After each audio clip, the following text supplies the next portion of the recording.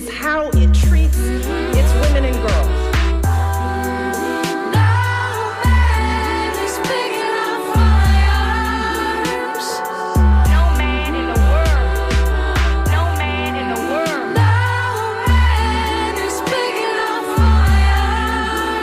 The measure of any society is how it treats its women and girls. We create the smart, powerful, creative, accomplished young women. We can fight. I'm here because of you. I'm here because girls like you inspire me.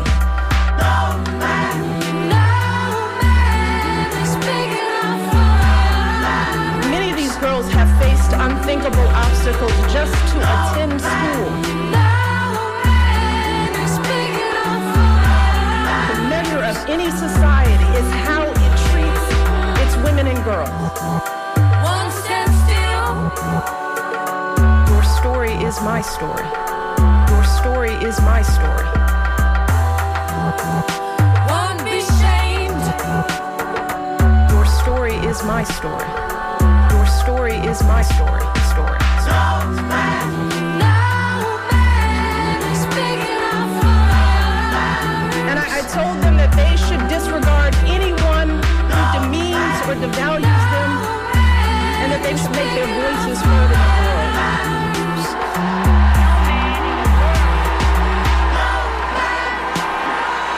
I told them that they deserve to be treated with dignity and respect. And I told them that they should disregard anyone who demeans or devalues them.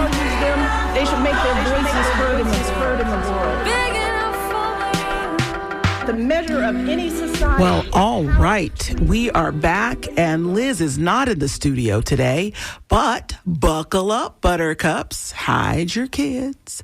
We're going to talk about the monster under the bed this morning. We are joined by phone Texas, which is the ground zero, the epicenter of the redistricting drama, with Nadia. How are you this morning, Nadia?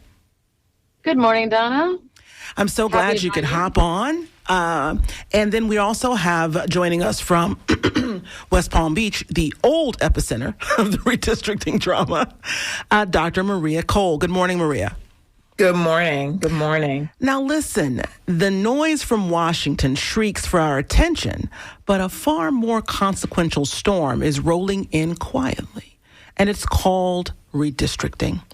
This week on Surly Voices, we're mapping out the high-stakes fight underway in Texas, Florida, Missouri, and Indiana, and I would be loath to leave out California, where Governor Gavin Newsom is firing up the cannons, as we say here in Tampa. In Texas, Republicans backed by Donald Trump are pushing a controversial plan to redraw congressional maps. Now, not once every 10 years, aimed at seizing 5 additional GOP seats ahead of the 2026 midterms. And I'm going to ad-lib here. I don't think that's going to save them. State Democrats have even fled the Capitol to deny quorum, not the Capitol in Washington, the Capitol in Austin, to deny quorum in a desperate bid to block the vote. Arrest warrants have been issued, and the FBI may get involved, which a lower circuit court judge said was not cool. Meanwhile, in Florida, Republicans are taking the lead, too, forming a strong committee to consider revising the state's congressional map. Because, of course, what would Junior Trump do without the amazing example set by our president? Despite constitutional fair districts protections that prohibit partisan gerrymandering, Democrats, yeah, that's been working, right?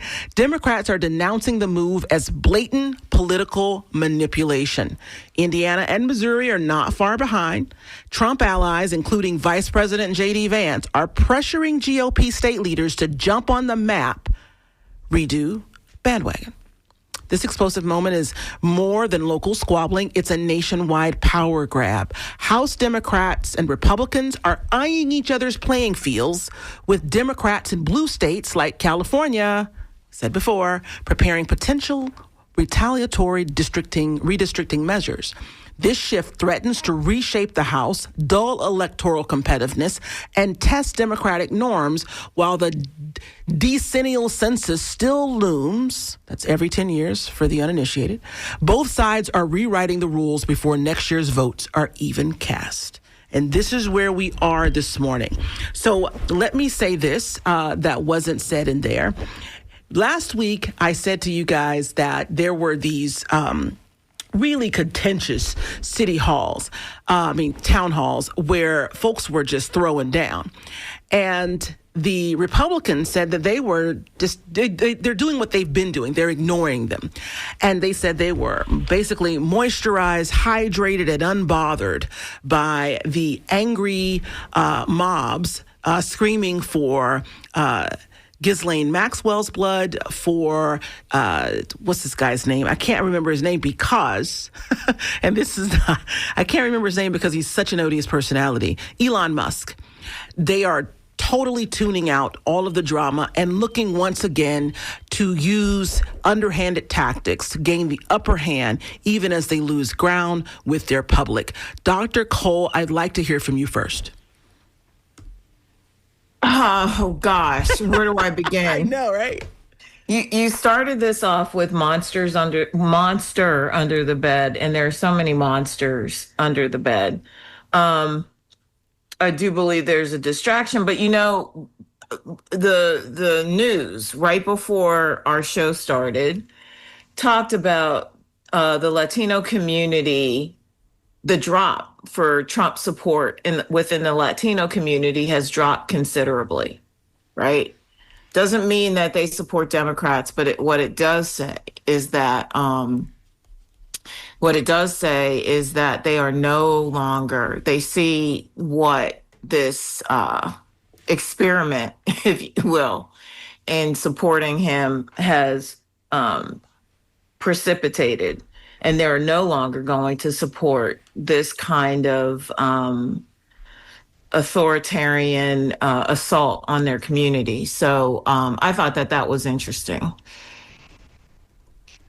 Yeah, well, what I think is interesting is that instead of saying, you know what, people are upset, and this is the way our government is run, right? And I would be remiss, and I'd like to hear what you have to say about this. I would be remiss to say that this behavior of ignoring the base and proceeding as one wills is not just limited to the Republican Party. It's been going on for years. Yep. For years.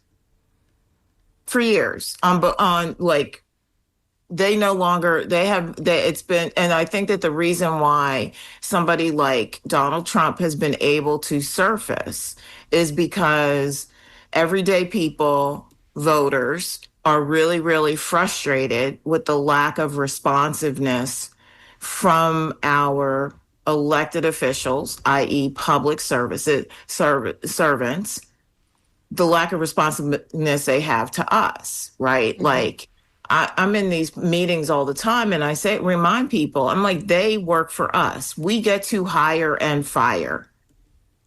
And like, all of us have got to take that job seriously, right? It's not just one and done, the first Tuesday of every November. We have to hold these people accountable. Now, there was one news report that I was listening to where, and I agree with this, the demise of our democracy began with the Supreme Court decision over Citizens United. And we know, like we talk about special interests all the time. These elected officials are working for those dollars and those special interests as opposed to working for their voters. Mm-hmm. So that's where I think we are. So what's the recourse? Like, is Gavin Newsom the answer? States like Minnesota could get involved. What do you think happens next? I think that we have no choice, right? Like, I think that the things that Democrats have done so far in response to this kind of aggression have been, we have to go back to norms. Nothing's normal, or writing a strong letter, right? Writing strong letters with 8 questions. We can't do that stuff anymore, right? Like, when you are in a gunfight, you have to fight back with the appropriate armamentarium, right? So I think that what's next has to be what's next, which is Gavin Newsom has to get involved. Every democratically led state has to be involved. And, it's going to be War of the Roses. Either, and the only way, this is modern day civil war. And the only way this so-called democracy survives is when voters decide that they've had enough. They can redistrict all they want, but at the end of the day, what they're identifying are voters who align with them and disenfranchising those that don't. Are we going to put up with it? Are we going to tolerate it? Or are we going to find allies and comrades, regardless of where they are, to support true representation and democracy? Now, I'm going to back up a little bit here, and I assume a lot coming into these conversations. But since this is going to be something we're hearing about, let's talk about what redistricting is and why. So for those of you who kind of pay attention with one eye, there's a lot going on out here. There's a lot to see. Redistricting is when they redraw electoral boundaries for House districts. And this typically takes place about, and maybe other local bodies as well, state legislatures. So typically about every 10 years, a decennial census. Its purpose is to ensure that each district has roughly an equal population. Right now in the state of Florida, there's about 760,000 or so, give or take, individuals in each of our, 26 districts. Now, is that correct, Maria? 26, yes. 26, okay. No, in Florida, it's now, I believe, 29. Okay. So now, it matters because your voice is tied to this map. The district that you live in defines which elections you participate in. So if you look at the map, you'll say, oh, I live here and I'm inside of the boundary. Kathy Castor is my representative, or Jared Moskowitz is my representative.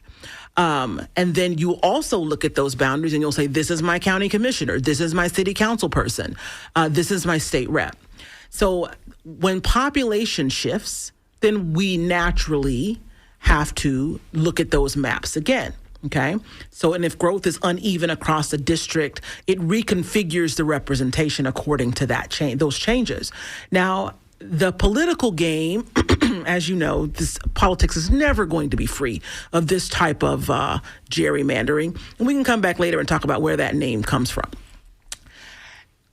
Cracking is one tool of gerrymandering, and it disperses opposition voters across multiple districts, right? This dilutes their impact. So let's say we're talking about Tampa, and Tampa is really blue, which is really not. But let's go back to the 2016 map. You have a blue Tampa, you have a red, the outskirts of Polk are red, Pasco a red county, and you would redraw if you wanted that district to have a Democrat representative, you would bring more of the outskirts of Polk County, more of Pasco County, and then a little teeny weeny bit. So I call them starbursts, because what they do is they draw these semi-rural districts, include a tiny portion of the urban area that may be blue, that typically are blue, particularly in the north and the Midwest, and then a lot of the red districts. And this really allows you see these trifectas, these super majorities in places like Missouri and Florida.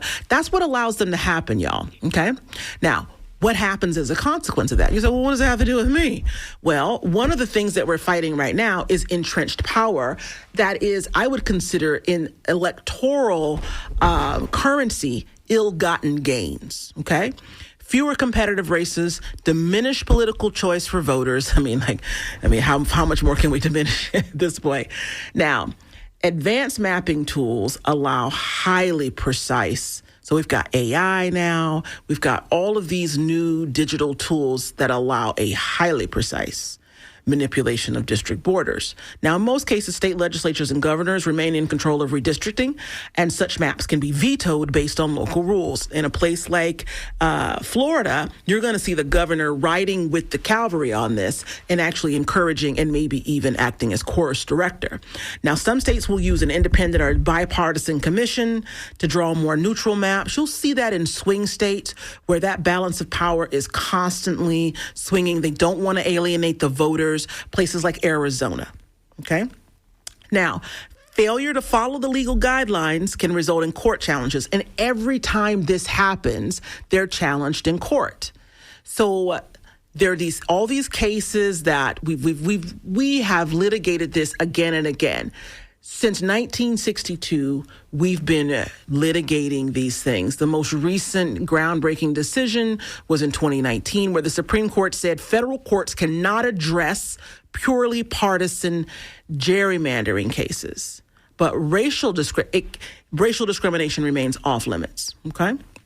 So if you're taking a district that has been historically black, this Rucho versus Common Cause says that you can't do that.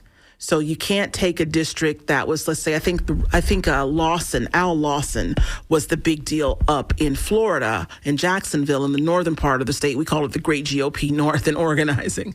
That was the case that said you may not say, this is unfair, but you can look at this from a racial perspective or through a racial lens, and then that still remains off limit. Now, the Supreme Court, just think about what I just said. The Supreme Court said that. This is the same Supreme Court that decided this week to challenge gay marriage, something that has been enshrined into law for many years now, long fought cases. A lot of people are clutching their pearls because this is unnecessary and it is intrusive and it is nasty. So that's the sort of thing that is happening right now. Now, currently, and then I'll fall back on this, okay? Maria and Nadia. In states like Texas, Florida, Missouri, Ohio, and Indiana. And Nadia, you can talk a little bit about what is happening in Texas. Now, in Texas, Flashpoint, this could add up to 5 Republican-leaning seats.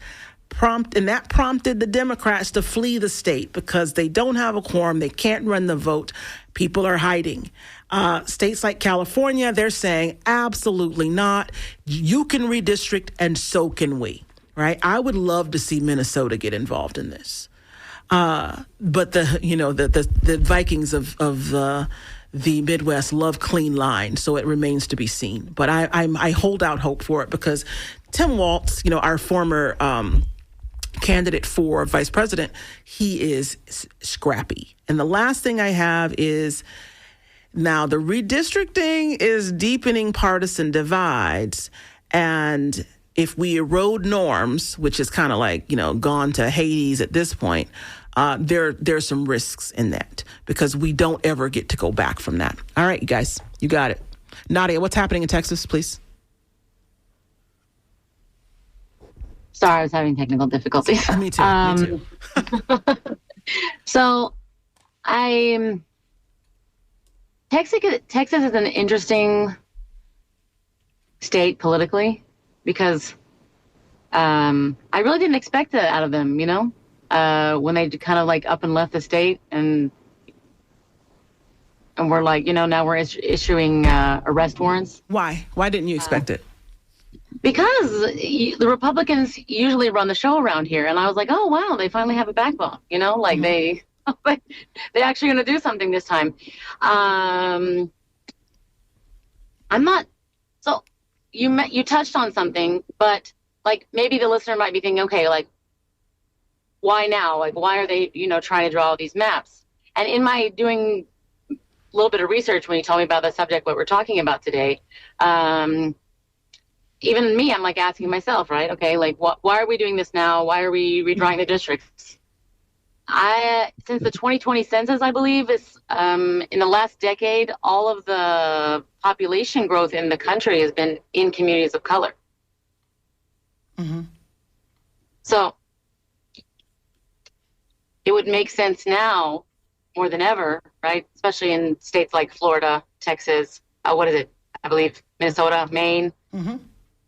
that they would want to pull pull these tactics now. And I used to be somebody like, what do I care about this? Like, why does it matter to me, right? Like, Why does it matter to you?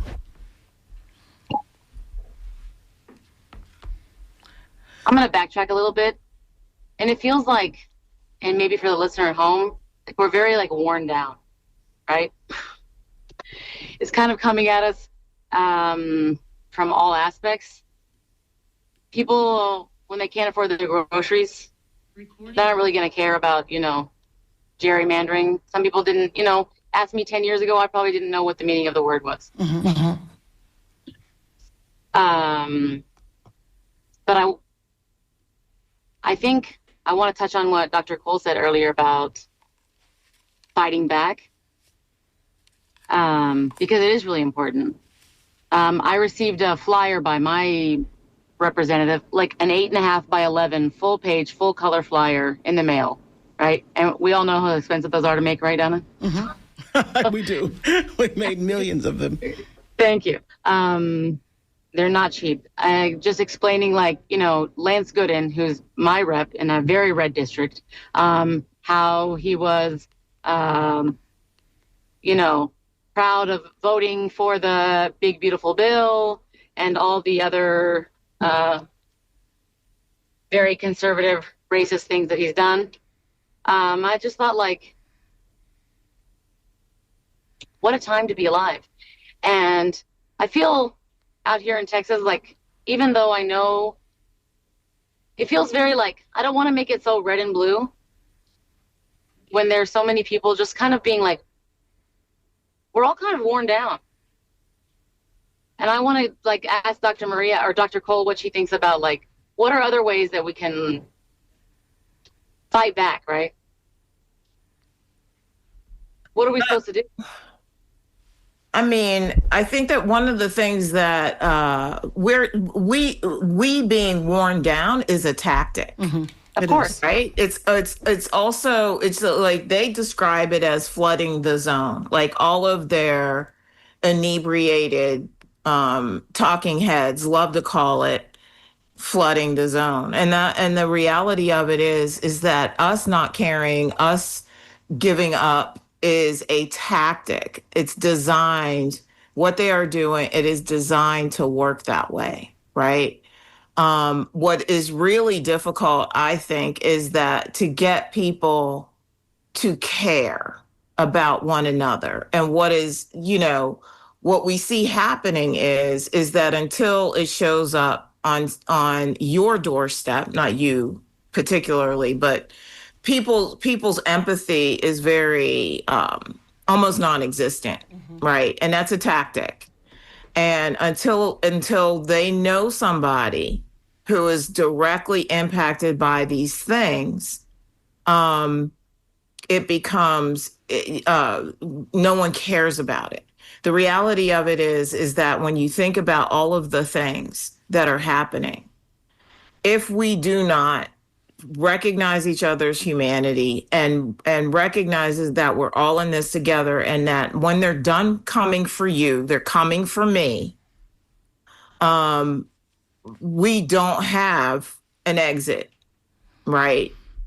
We're literally in, like, I was thinking about this earlier today, is because there are all kinds of tactics that are being used here in Florida. One is that, DeSantis is proposing that we eliminate property taxes, right? So what does that mean?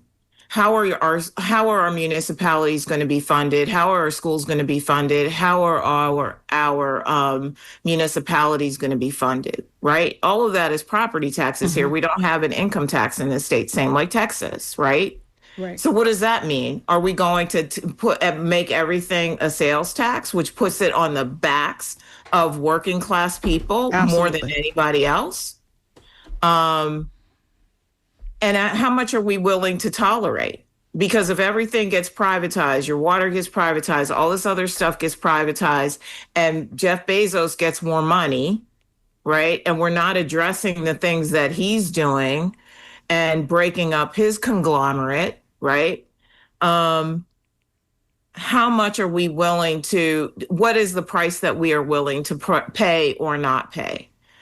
And so some of the things that we're thinking about, and I've said this, I think, in other conversations with Donna, we rely on goodwill of people, charities, to do a lot of the work that we pay our taxes should be paying for, right? We rely on charities to help the homeless.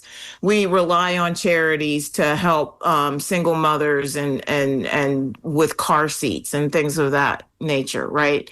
And we rely on charity to do a lot of the things for the public good. But charity is, number one, charity is never a substitute for justice. And number two, what ends up one of the things that you see when you look up close is that a lot of government money goes to these charities to survive. So if you cut off that pipeline, not only are you depriving communities of resources, the people that work to provide those resources are out of a job, right? What we are facing is an economic catastrophe that is self-inflicted that we have never known before. Simply because we cannot feed the monster under the bed enough.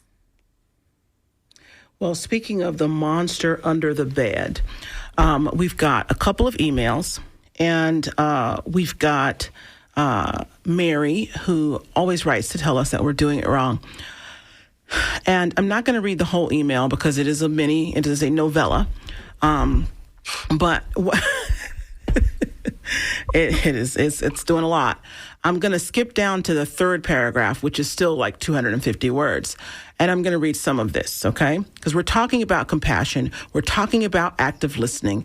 And I heard Dr. Maria saying this, and I hear Mary, our writer, saying that we are not doing this. Our show should be taken off the air, that it is divisive, that we don't communicate accurately, that our message is unclear, and on and on and on. So this is our serious axe that's being ground here. Now, she says, I've always appreciated this, and I've listened to many shows particularly relevant to women and feminism for decades at WMNF. The moderators of this show use the show as an opportunity for them to bloviate and pronounce their views because no radio show does that. Okay. Oh, okay. All right. And without Let Joe Rogan know that. Right, exactly. Without listening to people who call in, and by listening, I mean deeply listening. We've had people call in and cry because they felt seen and heard, but we won't talk about those today. We'll only talk about the disgruntled. Meaning, hearing, I mean trying to understand and trying to bring the feminist community and the progressive community together rather than apart. Their tone is disrespectful, and even the name surly. So we're tone policing. Now, we call this, for you guys who are uninitiated to our style, this is a master class study in tone policing, which is a tool of feminists who take this position. I'll continue, though. I digress. In addition, they often attack callers who share many of the common values, but maybe disagree with a certain aspect of their presentation. I've called respectfully several times. I've been called a second wave feminist. I've been hung up on. I've been talked badly about. And in a time when we clearly are descending into tyranny and authoritarianism, they tend to spend a great deal of time, because we're not spending a great deal of time on this. We do this every other week, Mary. Attacking the previous President Biden and Kamala Harris, who are truly not a threat to our democracy. Okay, so I'm going to say this, and then I'm going to let you guys have it. I hear you, Mary, but here's the thing. When marginalized feminists talk about the Democratic Party's neglect of issues that affect Black voters, women of color, queer folk, disabled folk, and people without wealth, that's not divisiveness. That is truth-telling. And we cannot build a stronger movement by pretending everyone's starting from the same place, with the same safety nets and the same access. And when we name these gaps, we're not breaking feminism apart. We are making it whole. The real division doesn't come from those bringing realities to light. It comes from those who want to spackle over and ignore them. I said to a family member the other day that was talking to me endlessly about their personal issues. And I said to them, have you ever considered in all of this tumult and turmoil that you might be the problem? The spoke in the wheel of this chaos. Have you considered it?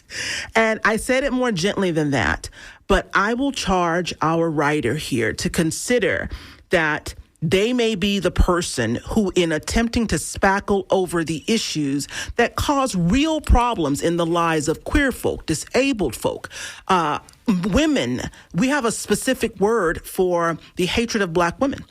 It is called misogynoir, which a lot of people probably aren't familiar with because those things are out of their purview. And this is the problem.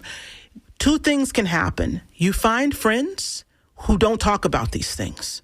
And then that way, you don't have to have the divisiveness. But the illusion of togetherness is rooted in the marginalization of issues that are of particular important impact to people whose voices you seek to silence. Dr. Cole, I know you got some stuff over there. I was gonna yield the floor to Nadia. However, I think you addressed it succinctly, right? Mm-hmm.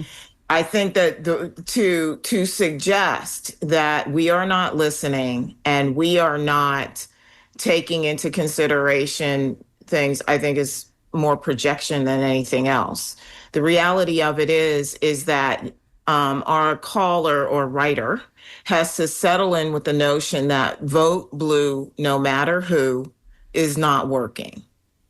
And that to suggest that people, that we should just hold our nose and wait our turn, that it will eventually happen is an absurdity at this day and age. Look at what Donald Trump has done in less than 6 months, right? Mm-hmm. And I have to admit that he's a street fighter, right? Yeah, he is. And our writer wants to suggest that we can address street fight with letters, and it's very strongly worded letters and 8 questions, when this person is out here destroying our institutions and the most marginalized and the most vulnerable people are first hurt.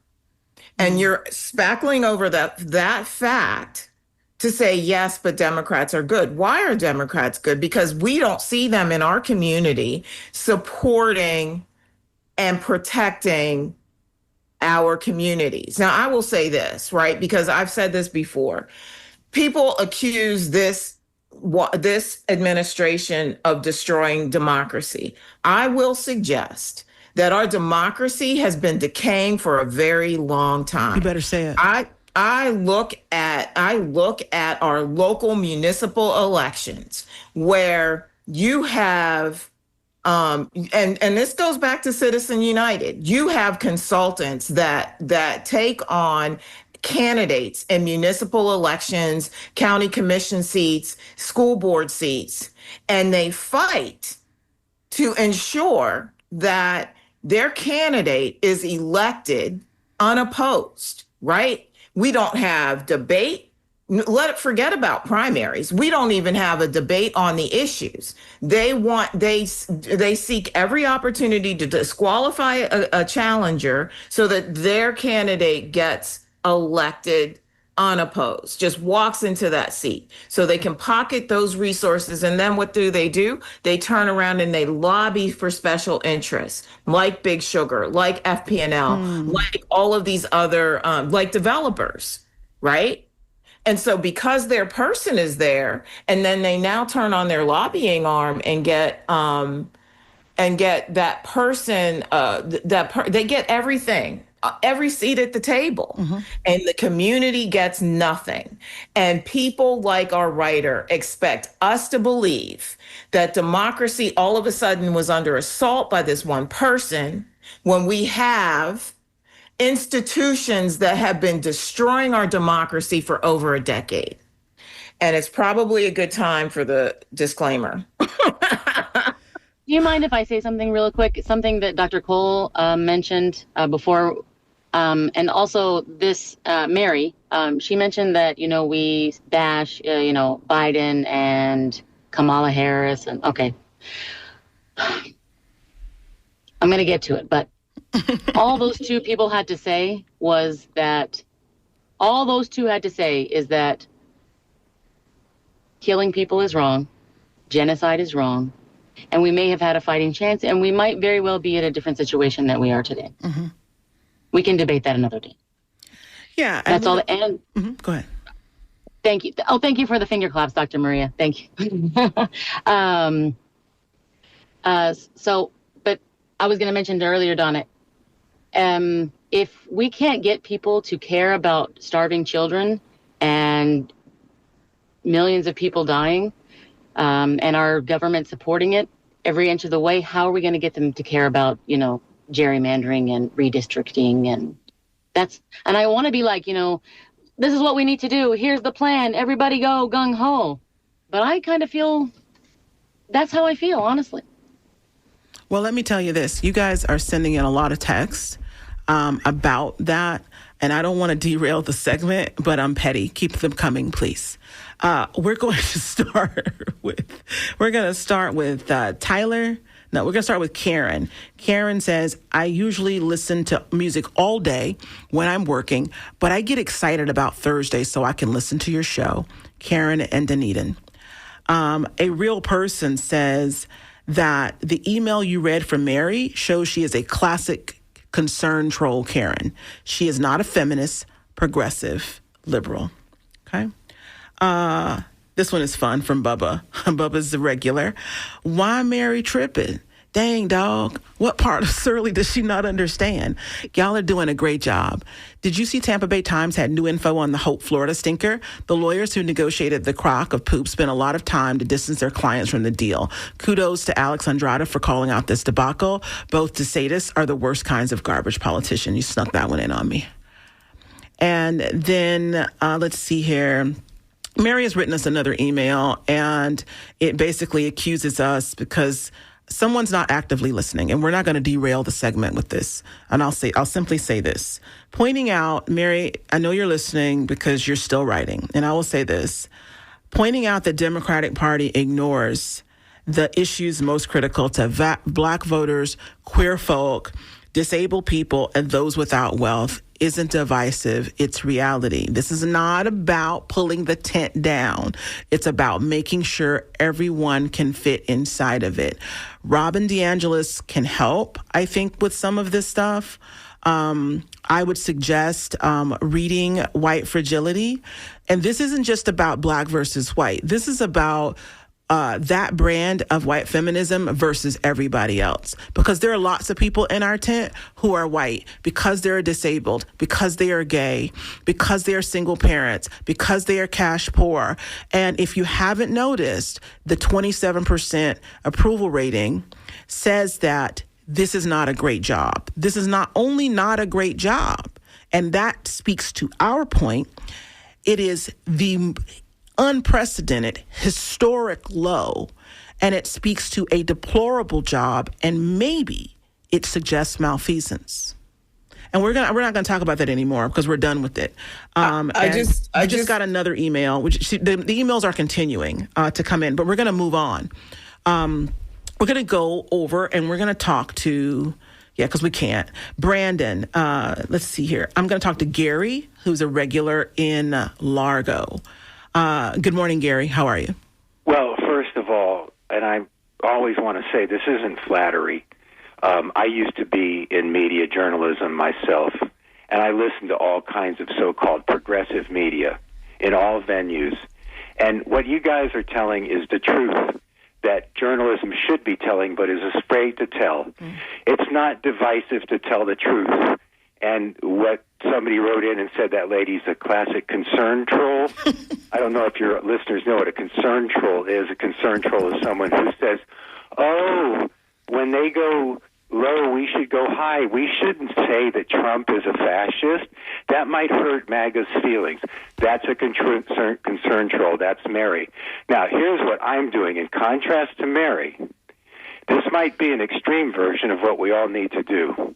I've applied to the Ukraine Foreign Legion.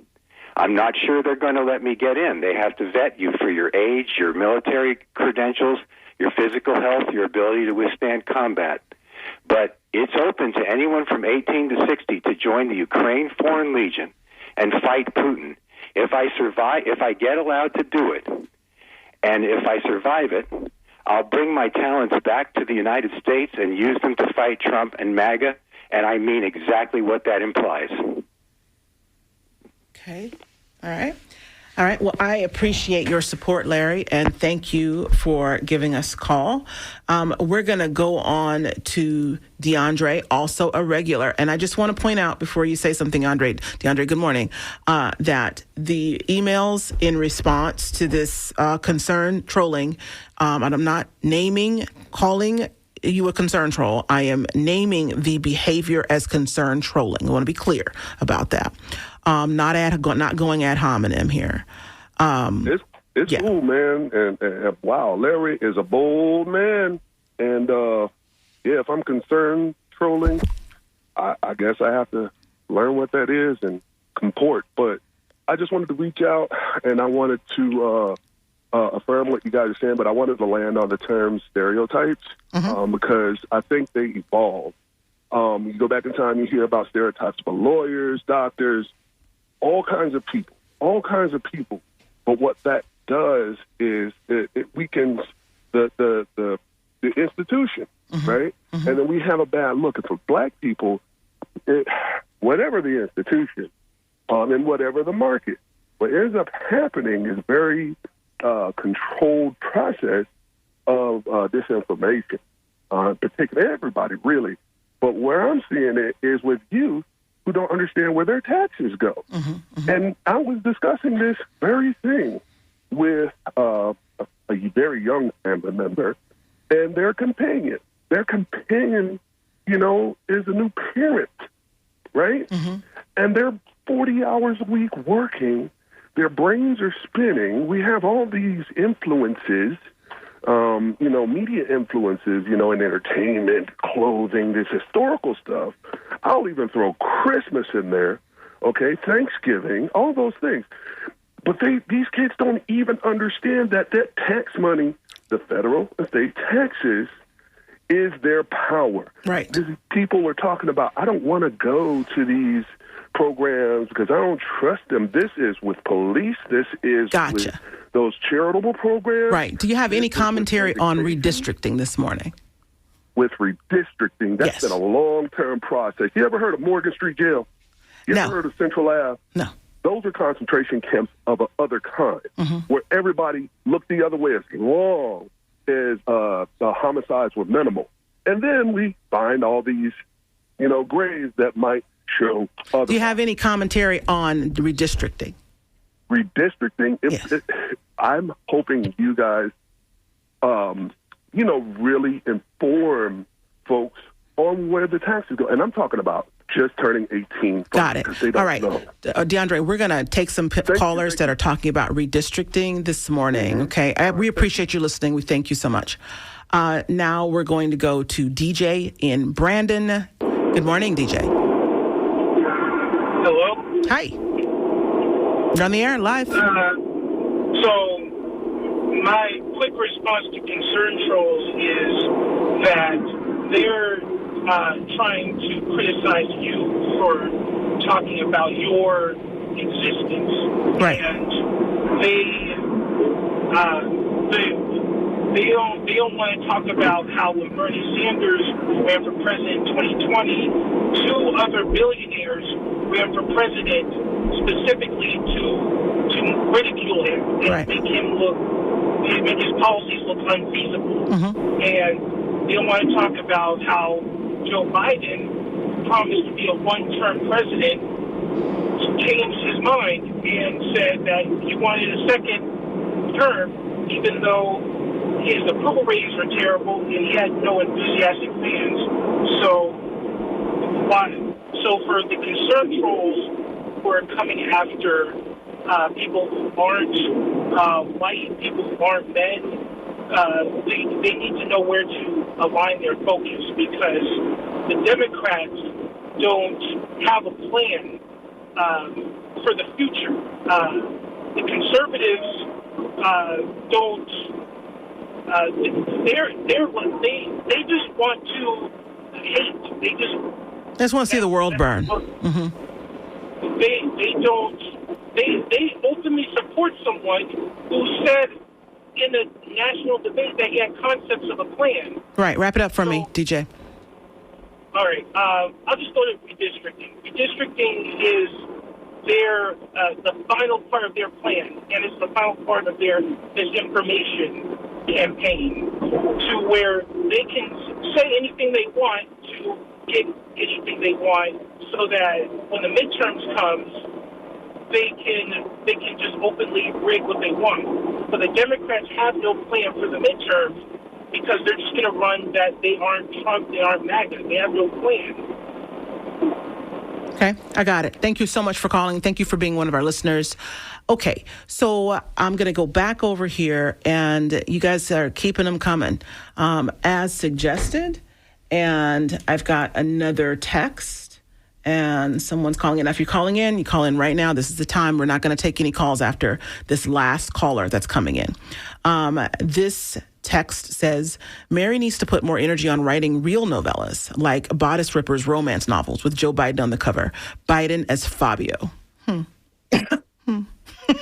It's just gonna. And so let's see, our last email is to Mary, the writer who doesn't like what you say. Hi, Surly. This is not the 70s. Peaceful protest, letter writing, and making nice hasn't worked for the last 40 years. Stop being a nice girl. It's time to be mad as hell on behalf of us old white feminists, as well as women of color, LGBT, handicapped, and everybody else. Time to mount the barricades and fight MAGA like they deserve. Thank you, Roswitha. And she is writing from Germany. Okay, so the entire world is saying, no, ma'am, right? This is a beloved show. We are not perfect, but we do good work, and we're committed to it, and we're all volunteers. And I'm going to take Lenny in Gulfport, and then you guys, I'm not going to take any more callers. We're not going to take any more callers, okay? Lenny, you have 1 minute. I'd like to talk about redistricting very quickly. Yes. I believe that there's the Florida Democratic Party is considering having open primaries, which would allow independents to vote on the Democratic primary in the 2026 elections. And that would allow for people who don't want to be MAGA and don't want to have to join a party could vote for a Democratic candidate, and that would mean that the Democratic candidates would have to appeal to a much broader audience than a limited group. I don't know if you've heard about that proposal, but it would be good for a future discussion. Well, thank you very much. And thank you. I know you're a regular listener as well, Lenny. Thank you for calling in. Thank you. Appreciate you. And I just want to go back over here and tell you guys that this morning and over the last several weeks, we have run higher numbers on shows like the Epstein debacle, one show that was really wild that got thousands. I think one of them was 7,000 views. Liz can tell us when she comes back. And they are saying exactly the opposite on YouTube when we live stream. People are just saying, this is amazing, this is great. We're going to try to continue to do higher level production as we go on, since there seems to be a great interest developing in what we do. We thank you for your support. We thank you for helping us exceed our donations, especially now that this is like a fund drive speech. Now that public radio is under threat, funding is being cut. You saw how supporters rallied a few weeks ago and raised over $310,000 to fill that gap. And so this morning, the way you guys responded when we were being gathered by Concern Trolling, that is a reflection of the relationship that we've built over the last 7 or 8 years. And I want to take time to thank you for it, because it has value and you have value. And all of our listeners who are disabled often get left out of the conversation.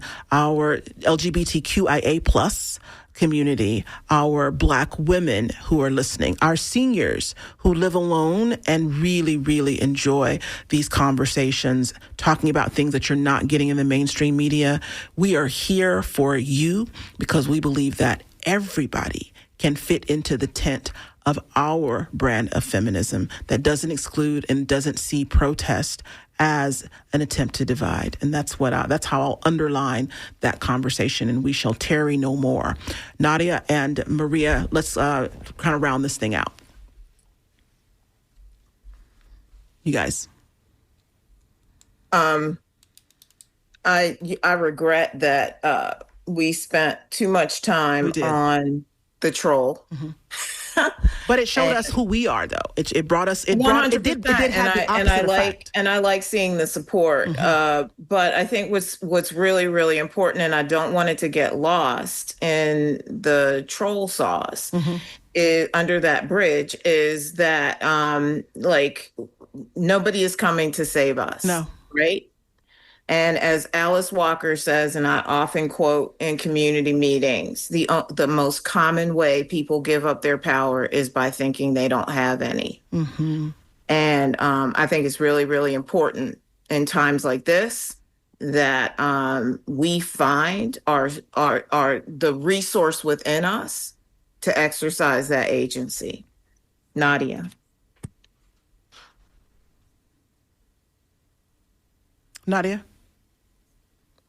Okay, Nadia is driving. She may be having technical difficulties. But I want to say, you guys pay attention to this redistricting thing. A lot of times they'll layer these conversations and only report the more salacious offerings and things that aren't really going anywhere. This redistricting is going to have consequences. I do not believe, however, as a practicing political consultant and political person who works on political research projects, I do not believe this effort will save the Republican Party going into this election. I don't believe that counter efforts will necessarily save the Democrats. I do believe that they're going to Republicans will lose more than 5 seats that they're trying to recover through all of this frothy nonsense, this churning that they're doing. But I need you all to pay attention. There may be opportunities in the coming weeks to respond in impactful ways. And I believe that we should all be listening for those. Okay, don't want to go into call to action territory, but this is more a request that you all pay attention, and don't let anyone tell you that you do not have power. Nadia, are you back? I think you're on mute if you are. Last words. I see you went off mute, but I can't hear you still. Donna, can you hear me now? Yes. Okay. I like what you said about not a call to action, but pay attention. Mm-hmm. And back to what we were talking about earlier, it's part of a tactic to wear us all down. It's different things coming at all of us from every way. And I want to thank the listeners and for that giggle we had, So many years of giggling. Cackling. Thank you, Mary, for bringing us all together today. Yes. Yeah, that was the grand. Thank you for having me today. Mm-hmm. And I hope to join you more in future shows when I'm not driving. You did a good job, though, Nadia, driving and all. Okay, guys, next week, we're going to do a Trad Wives 2.0. Okay, in combination with whatever skullduggery comes up. If California does anything particularly delicious or juicy, we're going to cover that. But you guys look for Trad Wives 2.0 on Surly Voices. We thank you. Goodbye.